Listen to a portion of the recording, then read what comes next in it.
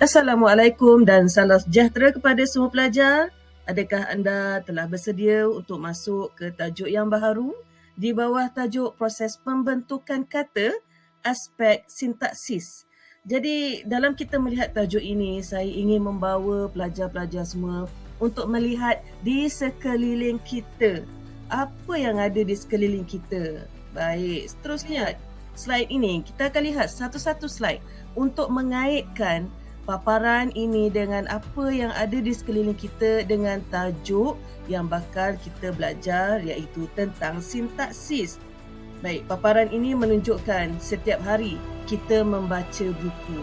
Dan setiap hari ataupun mungkin seminggu sekali, seminggu 2 kali kita akan membeli buku ataupun pergi ke perpustakaan untuk mencari buku-buku kesukaan kita.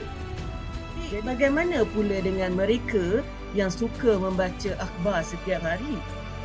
Ya, jadi bagaimana pula dengan aktiviti sampingan ataupun aktiviti wajib kepada setiap pekerja yang akan berbincang dalam mesyuarat?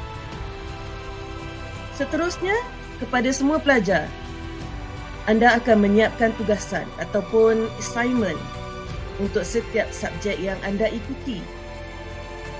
Okey, di sini kita akan lihat lagi perkara-perkara lain yang berlaku di sekeliling kita yang bukan sahaja kepada pelajar, tetapi ialah seorang peguam ataupun hakim ataupun defendant ataupun plaintiff di dalam Dewan Mahkamah.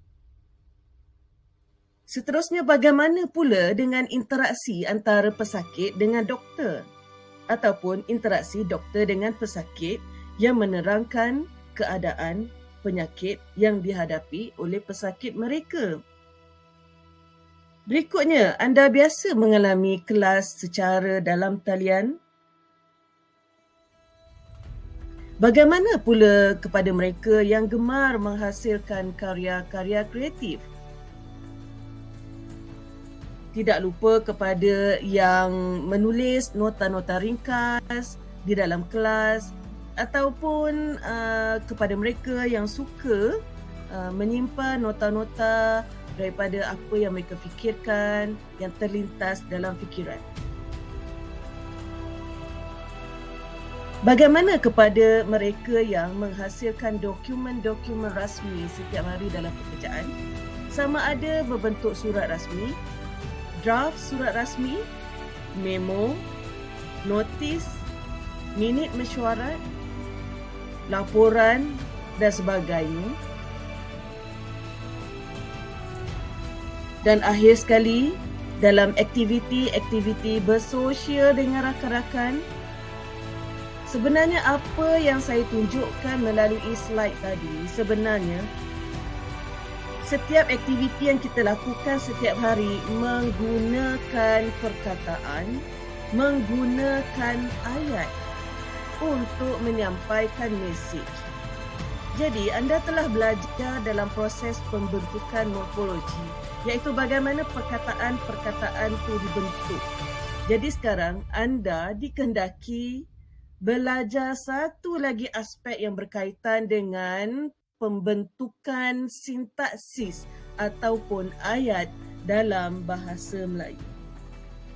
Jadi perkaitannya dengan paparan-paparan tadi ialah di sinilah yang saya ingin tekankan, iaitu setiap pembacaan, setiap penulisan, setiap penyampaian di dalam aspek-aspek yang telah diterangkan, dalam perkara-perkara yang telah diterangkan, dalam rutin-rutin yang telah dilakukan berdasarkan paparan-paparan tadi, semuanya menggunakan sintaksis dalam menyampaikan mesej kepada pihak lain, kepada individu lain, agar mesej yang disampaikan dapat diterima dengan jelas dan mereka faham. Jadi di sinilah aspek utama yang ingin ditekankan, iaitu anda sebagai pelajar linguistik harus mengetahui bagaimana sintaksis tadi dibentuk. Bukan setakat kita belajar tentang bagaimana perkataan-perkataan itu dibentuk, tetapi bagaimana sintaksis, boleh dibentuk. Maksudnya yang lebih ringkas di sini ialah kita belajar cara membentuk ayat. Cumanya saya ingin nyatakan di sini bahawa sebagai pelajar linguistik, anda perlu tahu duduknya, ya, bagaimana untuk menerangkan kepada pihak lain dari aspek yang lebih ilmiah berkaitan dengan pembentukan sintaksis.